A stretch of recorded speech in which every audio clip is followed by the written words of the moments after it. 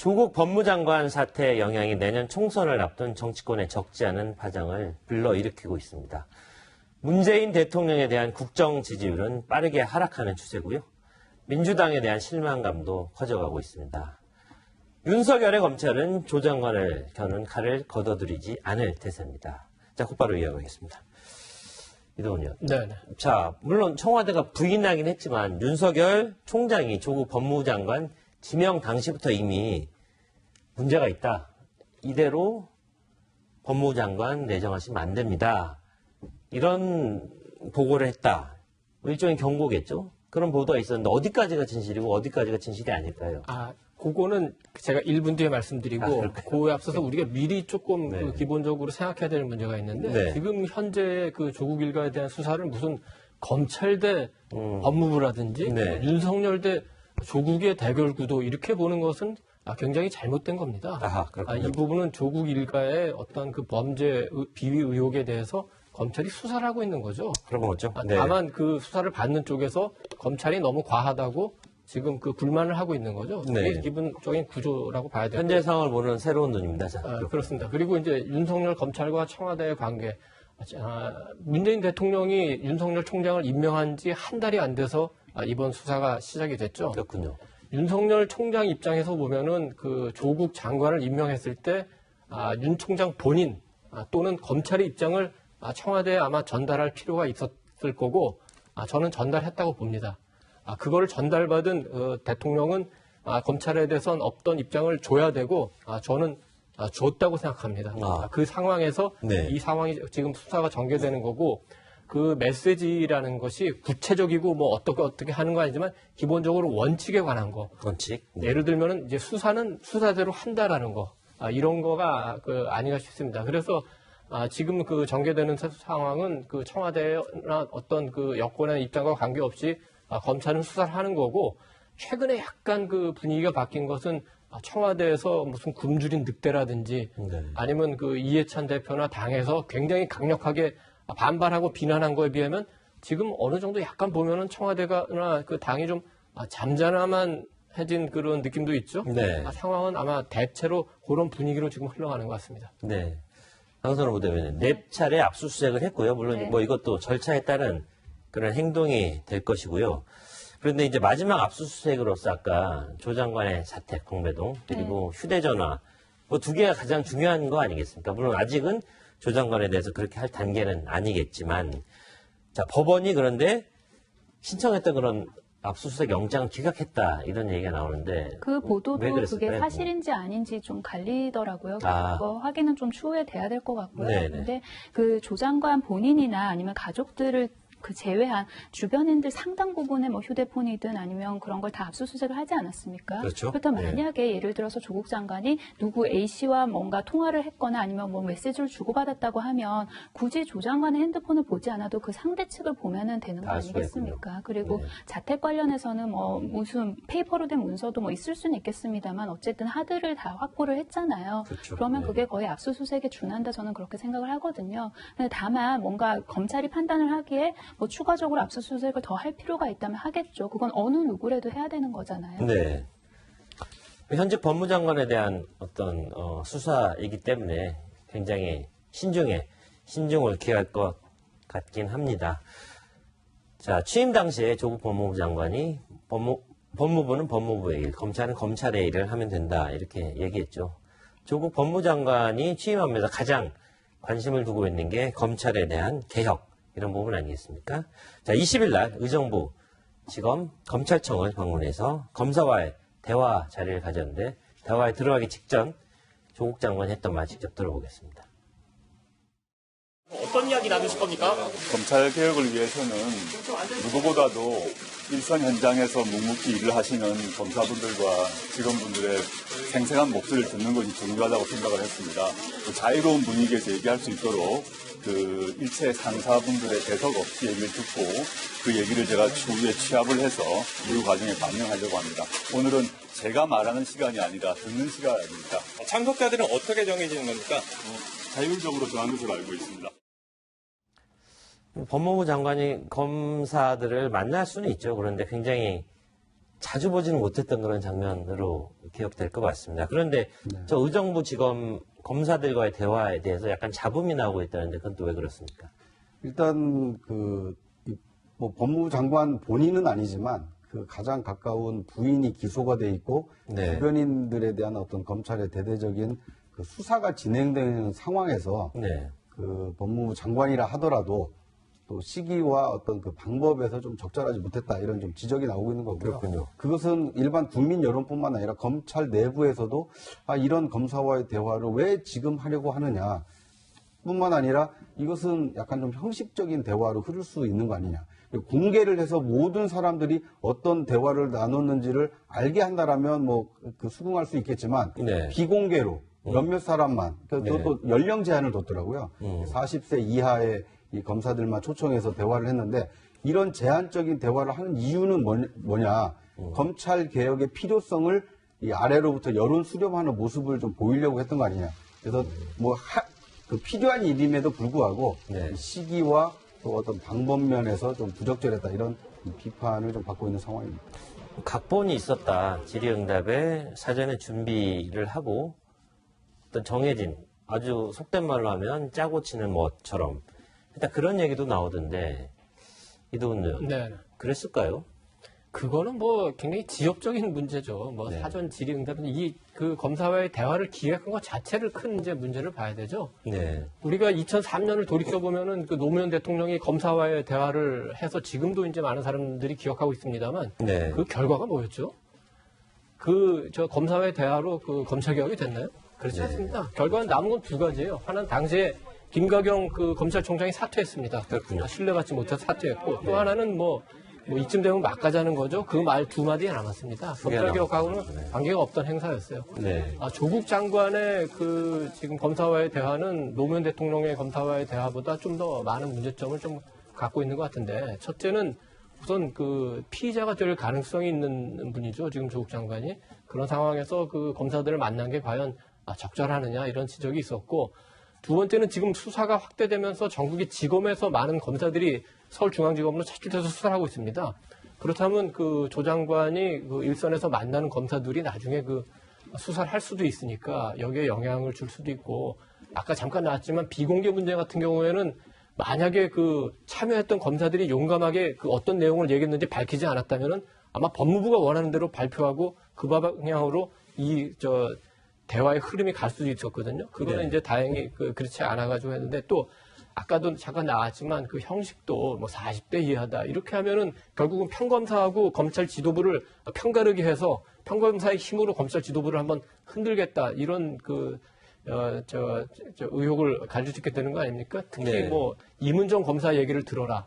또 뭐 안미영 검사와의 대화를 뭐 60, 70% 했다. 이런 얘기가 그런 그 의혹을 더 많이 나오기 때문에 네. 처음 한 의정부 그 지검 방문 행사는 장관이 그 지검을 방문하는 행사는 당연히 해야 되겠지만 저런 식의 형식은 저는 실패했다고 봅니다. 따라서 수사가 어느 정도 마무리될 때까지는 잠시 중단해야 하고 이후에 진행하는 것도 바람직하다고 봅니다.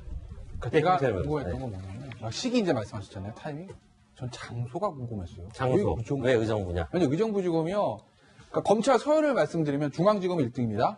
그 다음에 서울에는 나머지가 동남 북서 순서예요. 네. 그 다음에 이제 수도권 중에서 의정부 수원이에요. 그렇죠? 근데 중앙지검 못 가죠. 지금 중앙지검 수사하는데 거길 어떻게 갑니까? 못 가죠? 네. 의정부지검이요. 사실은 굉장히 청이 오래돼가지고 주차 시설도 거의 적고 열악하고 그런가요? 청도 작아요. 그러니까 장관이 가가지고 검사들 모아서 이렇게 하기에는 좀 청도 작아요. 네. 사건 수에 비해서 시설 자체가. 그러면은 중앙 못 가면 동남 북서 중에 하나 가야 되는 게 맞잖아요. 원래 큰 청을 가야지 작은 청 갈 이유가 없잖아요. 네. 또 왜 동남 북서 하나가 의정부일까? 저는 두 가지 생각이 들어요. 첫째, 의정부에 특수부가 없습니다. 동남 북서는 특수부가 다 있어요. 네. 의정부에 특수부가 없어요. 뭐 특수사건 안 하는 건 아닌데 별도의 특수부가 없습니다. 두 번째, 의정부지검은 안미영 검사라는 사람이 있어요. 안미연 검사? 이 두 가지 요소가 의정부를 선택하는 어떤 배경이 되지 않았을까라는 게 제 개인적인 추측입니다. 왜? 중앙이 아니면 동남북서 서울에 있는 큰 총을 가지고 왜 의정부를 가느냐? 이게 저는 좀 맞지 않다고 생각해서 왜 그랬을까 생각을 해봤더니 그 두 개가 떠오르는데 그렇군요. 모르겠습니다. 법무부의 공식 입장은 뭔지. 네. 법무부의 일과 검찰의 일이 따로 있다는 대통령의 말씀은 물론 법무부는 법무부의 역할, 검찰의 역할을 해야 된다는 얘기인데 이 법무부와 검찰이 따로 노는 그런 상황이 계속된다는 건 국가적으로 굉장히 낭비가 아닐까 하는 생각이 듭니다. 그러기 위해서도 법무장관에 대한 논란 하루빨리 정리가 돼서 업무에 만약 할 수 있다면 업무에 매진할 수 있는 그런 기회가 마련돼야 되지 않을까 하는 생각이 듭니다. 자, 그런데요, 이런 조국 사태에 대한 피로감이 커질수록 대통령에 대한 지지율 역시 급락하는 그런 추세를 보이고 있는데, 강선호 부대변인, 네. 이 떨어지는 속도가 굉장히 심상치 않다. 이런 게 여권의 위기의식 아니겠습니까? 그러니까 숫자 자체보다는 계속해서 이제 하락 추세가 있으니까 그 추세를 조금 더 주목해서 봐야겠죠. 그렇죠. 네. 그리고 그 대통령의 어떤 그 대통령의 당선될 당시에 그 지지율보다 지금이 조금 더 낮게 나왔다는 거는 네. 청와대도 그렇고 여권도 그렇고 뭔가 뼈아프게 그리고 엄중하게 받아들여야 될 면이 있다고 생각을 합니다. 그리고 이번 그 지지율 관련해서 가장 큰 이유가 이제 조국 장관의 논란 때문이라는 그런 분석이 나오고 있지 않습니까? 네. 근데 그걸 한편으로 또 다시 생각을 해보면 네. 그렇다면 반대자들이 원하고 있는 그 조국 장관이 물러나는 것이죠. 네. 그러니까 물러나고 나면은 뭐 여권이나 아니면 대통령에 대한 지지도가 다시 회복이 될 것인가? 저는 그건 아니라고 생각을 해요. 그 네. 지지자들이든 반대자들이든 아니 반대자들이 지금 현재 원하고 있는 거는 조국 장관이 어떻게 물러나는 거지만 그 네. 이면에는 그 이후에 우리 사회에 대한 어떤 그런 개혁에 대한 요구가 있다고 저는 생각을 하거든요. 그렇군요. 그렇다면 조국 장관의 어떤 거취와 상관없이 왜냐하면 조국 장관의 거취는 이미 서초동으로 넘어가 있지 않습니까? 네. 팔자루가 그렇다면 그거랑 상관없이 정치권에서 해야 될 일은 개혁에 매진할 일이다. 그러니까 국회는 국회 일을 하고 그리고 청와대는 청와대의 일을 해야 되는 것이죠. 그리고 앞서서 그 검사와의 대화 말씀하셔서 조금만 말씀을 드리자면 네. 그 이번에 이제 그 검사와의 대화는 네. 그 뭔가 가족들이 의혹을 받고 있는 조국 장관 개인으로서 한 게 아니죠. 그러니까 비검찰 출신이고 대통령이 검찰 개혁에 힘을 실어주고 있는 법무부 장관 직으로서 한 겁니다. 네. 그리고 의정부 지청을 그렇게 선택한 이유로 분석을 해주셨는데 만약에 그 조국 장관께서 그렇게 그 애써서 그 특수부를 피했다고 생각을 하면 당연히 수사에 압박을 주지 않으려는 그런 좋은 의도지 않겠습니까? 알겠습니다. 그리고 법무부 장관 지명되고 나서 그럼 아무 일도 안 하고 그냥 가만히 있어야겠습니까? 그건 아니잖아요. 제가 기회를 드리지 않았더니 알아서 강선호 부대변인이 제가 질문 드리지 않은 것까지 잘 설명해 줬습니다. 부장처럼. 그런데 이제 이 강선우 부대변인 말씀도 일리가 있고 또 조국 장관도 이제 장관으로 임명이 됐으니까 장관 일을 하는 것은 맞습니다. 그런데 장관 지명하기 전부터 굉장히 논란이 돼 있었고 장관이 되는 과정에서도 대통령까지도 언급해야 될 만큼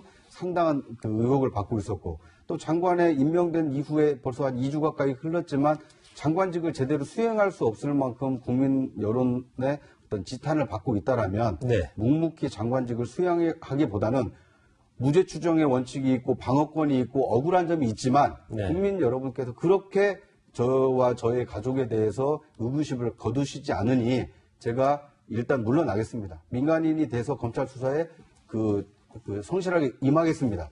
그런 것이 대통령과 이 국정 운영을 좀 뒷받침하는 것이다라고 생각합니다라고 물러난다라면 네. 지금 들끓고 있는 여론이 좀 잠재워지지 않겠습니까? 그러니까 지금은 나는 무죄 추정의 원칙인데 왜 자꾸 나를 물러나라고 하지? 이건 그 정략적인 싸움이다. 야당이 내년 총선 전략으로 계속 조국 낙마를 요구하고 있다.